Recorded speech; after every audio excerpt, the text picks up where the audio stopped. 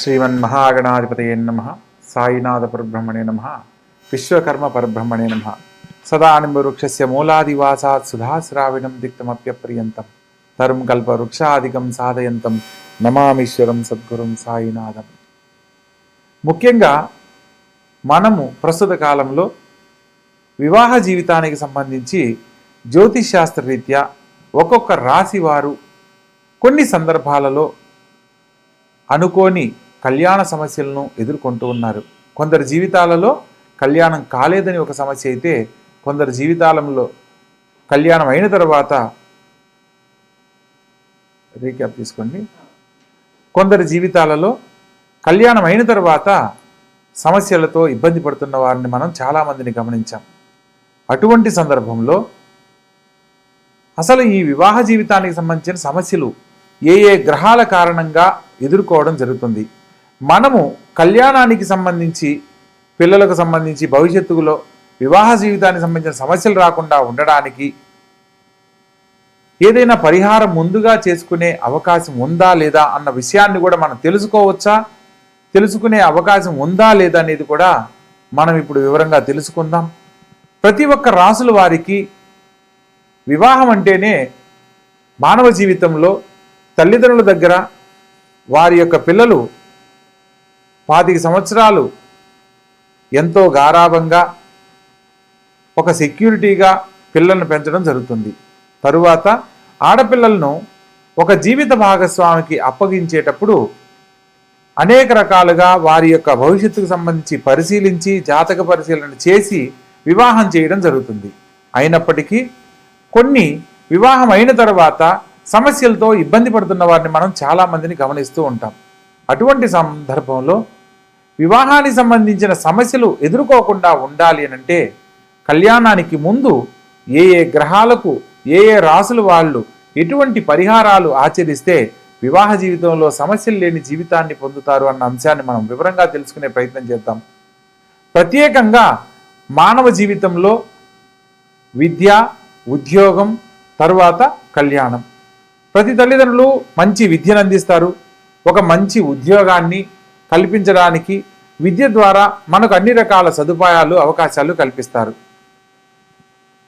విద్యా ఉద్యోగంతో పాటు వివాహం అయిన తర్వాత వారికంటూ ఒక కుటుంబం జీవితం ఏర్పడుతుంది. కాబట్టి ఆ వివాహ జీవితానికి సంబంధించి ఎటువంటి జాగ్రత్తలు తీసుకోవాలి, కళ్యాణానికి సంబంధించిన విషయాలలో మనం ఏ ఏ పరిశీలనలో సమస్యలు లేని జీవితాన్ని పొందుతారు అన్న అంశాన్ని తెలుసుకునే ప్రయత్నం చేద్దాం. ప్రత్యేకంగా ప్రతి ఒక్క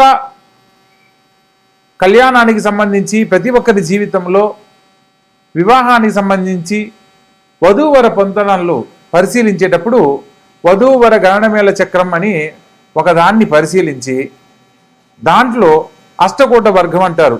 8 రకాల పాయింట్లలో అంటే నాడీ కూటము, భగుట కూటము, రాశి కూటము, నక్షత్ర కూటము, వశ్య కూటము, ఇట్లా 8 రకాలను పరిశీలించి 36 పాయింట్లకు 18 పాయింట్లు వస్తే కళ్యాణానికి అనుకూలమని, 18 పాయింట్ల కంటే తక్కువ వస్తే కళ్యాణానికి అనుకూలం కాదని, కళ్యాణము 18 పాయింట్ల కంటే ఎక్కువ వస్తే చాలా ఉత్తమోత్తమైనదిగా భావిస్తూ ఉంటారు.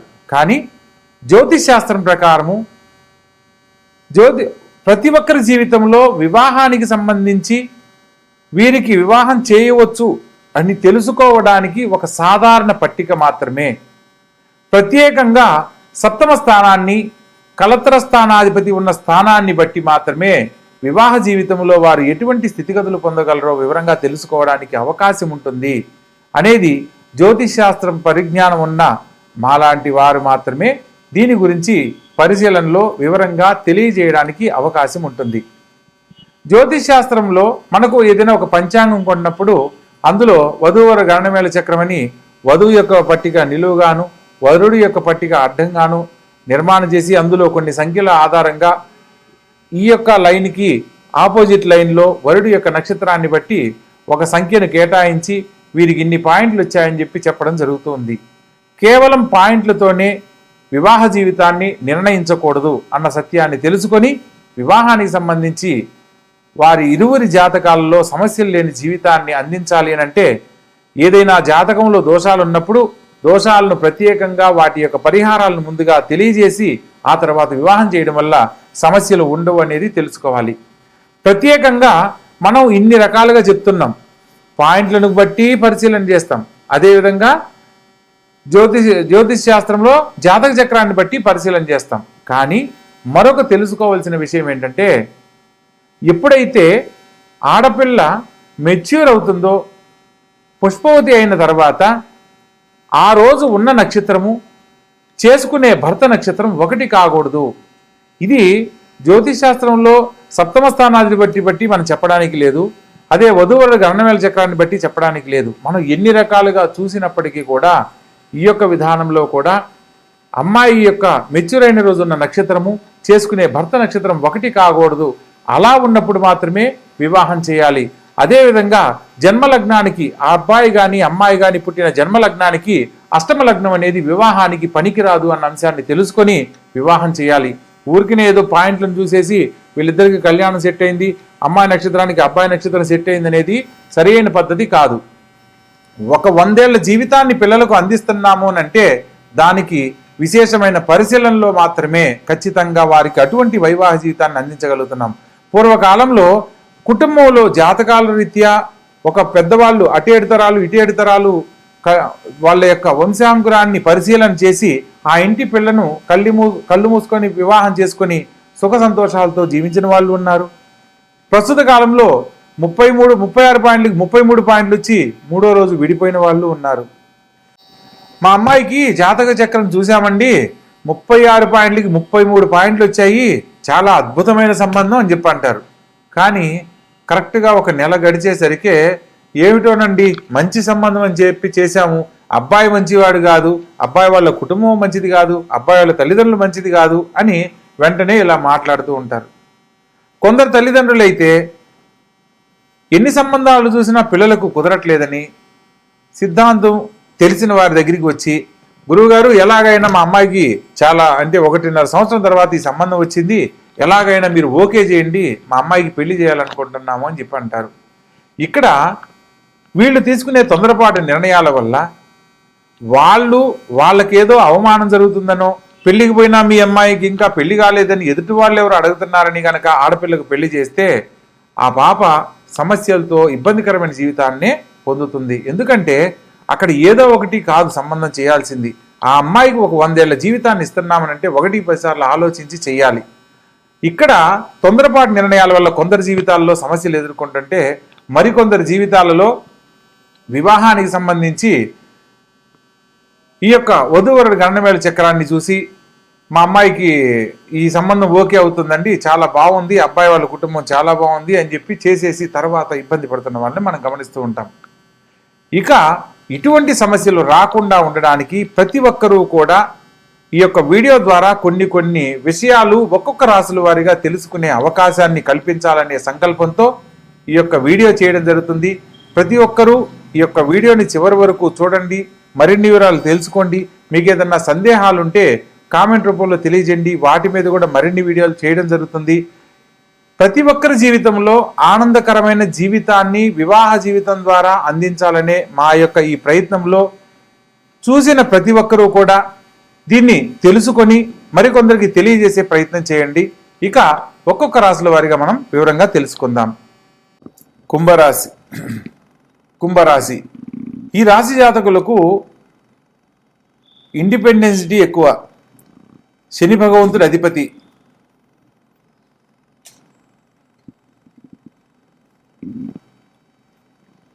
కుంభరాశి ఈ యొక్క కుంభరాశి జాతకులకు ఇండిపెండెంట్గా ఉండడం చాలా ఇష్టము. ప్రత్యేకంగా ఇంటెలెక్చువల్ అంటారు, ఖచ్చితంగా మాట్లాడే స్వభావం కలిగి ఉంటారు. వీరితో ఎంత నీతి నిజాయితీగా ఉంటారో వారి యొక్క జీవిత భాగస్వామితో అంత అన్యోన్యతతో ఉండడానికి అవకాశం ఉంటుంది. ఎక్కడైతే వీరి యొక్క ఇండిపెండెన్సీకి ఇబ్బంది కలిగినా, వీరిని తక్కువ చేసి మాట్లాడినా, అది భర్త కావచ్చు భార్య కావచ్చు, వారు తీసుకునే ఖచ్చితమైన నిర్ణయాలు ఎటువంటి నిర్ణయం తీసుకోవడానికి కూడా వెనకాడని పరిస్థితులు ఎక్కువగా ఉంటాయి. సప్తమ స్థానంలో రవి మహర్దశ అంటూ సూర్య భగవంతుడికి సంబంధించిన సింహరాశి సప్తమాధిపతి అవుతారు. సూర్య భగవంతుడికి సంబంధించి రవిగ్రహ సంచారాన్ని బట్టి కూడా దాంపత్య జీవితంలో కొన్ని సమస్యలు ఏర్పడతాయి. ప్రత్యేకంగా శుక్రుడు 5, 7, 12 స్థానాల్లో జీవిత భాగస్వామితో కొన్ని సందర్భాలలో అసహనాన్ని వ్యక్తపరిచేలా పరిస్థితులు ఎదురవుతాయి. రాహుకేతువులతో గనక ఈ యొక్క శుక్రుడు కలిసినప్పుడు ఇతరులతో పరిచయాలు, కొన్ని సందర్భాలలో మానసిక శారీరక సంబంధాలు ఏర్పడే అవకాశం ఏర్పడుతుంది. కుజగ్రహానికి సంబంధించి దాంపత్య జీవితంలో కలహాలు ఏర్పడే అవకాశం ఉంటుంది. ఖచ్చితంగా మాట్లాడే స్వభావం వల్ల నన్ను ఎంత మాట్లాడినా, నేను ఈ కుటుంబం కోసం ఎన్ని చేసినా నన్ను అర్థం చేసుకోవట్లేదు అనే భావంతో ఈ రాశి వాళ్ళు ఎక్కువగా ఉండడం జరుగుతుంది. అందుకు ప్రధానమైన కారణం సప్తమ స్థానంలో కుజగ్రహ సంచారం అని చెప్పవచ్చు. ప్రత్యేకంగా రాహువు గనక 5, 7, 12 స్థానాల్లో సంచరిస్తున్నట్లయితే దాంపత్య జీవితంలో అన్యోన్యత తక్కువై ఇతరులతో పరిచయాలు ఎక్కువయ్యేందుకు అవకాశం ఉంటుంది. రాహువుతో శుక్రుడు కానీ చంద్రుడు అంతర్భుక్తి కానీ జరిగేటప్పుడు తాత్కాలిక ఆనందాలకు ఇతరులతో దగ్గరయ్యే అవకాశాలు ఏర్పడతాయి. ఎదుటివారిని కొన్ని సందర్భాలలో ఈజీగా నమ్మడము, మీ యొక్క వ్యక్తిగత విషయాలను ఇతరులతో చెప్పడం వల్ల మాత్రమే ఇటువంటి పరిస్థితులు ఎదురవుతాయన్న సత్యాన్ని తెలుసుకోవాలి. మీ యొక్క జీవిత భాగస్వామికి సంబంధించిన ఎటువంటి విషయాన్నైనా మీరిద్దరూ మాత్రమే చర్చించుకోవాలి తప్ప ఇతరులతో చర్చించిన సందర్భంలో అనుకోని సమస్యలు దాంపత్య జీవితానికి కారణమయ్యి ఎడబాటుకు కారణమయ్యేందుకు అవకాశం ఉంటుంది. ఎమోషనల్ డిస్టెన్స్ ఏర్పడే అవకాశం ఉంటుంది. దీనివల్ల సమస్యలు పెరిగి ఇతరులకు దగ్గరయ్యే పరిస్థితులు ఏర్పడతాయి. కాబట్టి వీలైనంత వరకు సమస్యలను విచ్ఛిన్నం కాకుండా జాగ్రత్త పడాలి. చంద్రుని యొక్క పాపదృష్టి వల్ల ఇన్స్టెబిలిటీ మైండ్ అన్నమాట, అంటే స్థిరమైన నిర్ణయాన్ని తీసుకోలేని పరిస్థితులు ఎక్కువగా ఉంటాయి. జీవిత భాగస్వామితో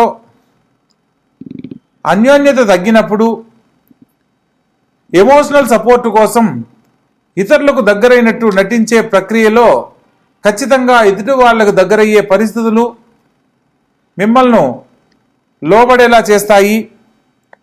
శని భగవంతునికి సంబంధించిన పరిహారాలకై ఓం శం శనైశ్చరాయ నమః అనే మంత్రాన్ని కానీ, శుక్రగ్రహానికి సంబంధించి శ్వేతవర్ణంలో ఉన్న పూలు మరియు పాలు మరియు పంచదార ఈ మూడింటిని శుక్రవారం నాడు అమ్మవారి ఆలయంలో సమర్పించి ప్రసాదంగా గనక తీసుకొని మనసులో ఉన్న కోరిక గనక చెప్పుకున్నట్లయితే దాంపత్య జీవితంలో ఉన్న సమస్యలు తొలగిపోతాయి. అన్యోన్య దాంపత్యం ఏర్పడుతుంది.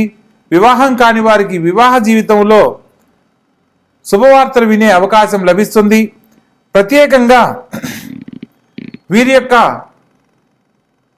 మెంటల్ పీసు కరెక్ట్గా ఉండడానికి మెడిటేషన్ లాంటివి లేదా ప్రతినిత్యము దేవతారాధన చేసే ప్రక్రియను అవలంబించడము, ఎమోషనల్ బ్యాలెన్స్ కోసం కులదేవత దర్శనం చేయడం లాంటివి జరుపుతూ ఉండాలి. ప్రత్యేకంగా జీవిత భాగస్వామితో ఎటువంటి పరిస్థితుల్లో కూడా ఓపెన్ కమ్యూనికేషన్ అనేది ఖచ్చితంగా ఉండాలి. అలా ఖచ్చితంగా ఉన్నప్పుడు మాత్రమే దాంపత్య జీవితంలో సమస్యలు లేని జీవితాన్ని పొందుతారు. కాబట్టి శని భగవంతుణ్ణి, కుజగ్రహానికి సంబంధించిన పరిహారాలు ఆచరిస్తూ మరియు సూర్య భగవంతుని యొక్క పరిహారాలు ఆచరిస్తూ, రవిపుత్రం యమాగ్రజం అంటారు, సూర్యదేవుని కుమారుడు శని భగవంతుడు కాబట్టి సూర్య భగవంతుని ఆరాధించడం వల్ల దాంపత్య జీవితంలో ఉన్న కలహాలు తొలగిపోవడానికి కారణమవుతుంది. ప్రత్యేకంగా చంద్రుడు మానసిక స్థితికి అధిష్టాన దేవుడు కాబట్టి చంద్రగ్రహ ఆరాధన లేదా ప్రత్యేకంగా ఈశ్వర ఆరాధన, ఈశ్వరుని ఆవు పాలతో అభిషేకించడం లాంటివి తప్పనిసరిగా ఆచరించాలి. అలా ఆచరించడం వల్ల అన్యోన్య దాంపత్యం ఏర్పడుతుంది. వివాహ జీవితంలో ఆనందకరమైన జీవితాన్ని పొందడానికి అవకాశాలు కల్పించబడతాయి. శుభం భూయాత్.